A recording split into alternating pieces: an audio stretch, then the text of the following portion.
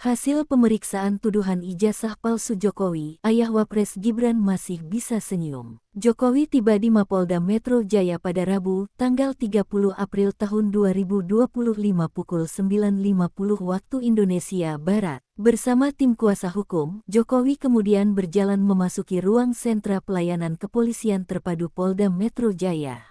Pada pukul 10.13 waktu Indonesia Barat, Jokowi meninggalkan ruangan SPKT dengan membawa map coklat dan langsung menuju gedung Direktorat Reserse Kriminal Umum Polda Metro Jaya. Ini sebetulnya masalah ringan, kata Jokowi di Polda Metro Jaya. Terkait detail pemeriksaan, Jokowi hanya mengatakan dirinya mendapat banyak pertanyaan dari penyidik kepolisian. Ditanya banyak, ditanya 35, kata Jokowi. Presiden ke-7 RI ini melaporkan 5 orang ke Polda Metro Jaya. Mereka adalah RSS, RST, dan K. Ada 24 video, 24 objek yang sudah Pak Jokowi laporkan juga, yaitu diduga dilakukan oleh beberapa pihak. Mungkin inisialnya kalau boleh disampaikan ada RS, RS, ST dan inisial K, kata Yakub Hasibuan di Polda Metro Jaya, Rabu tanggal 30 April tahun 2025.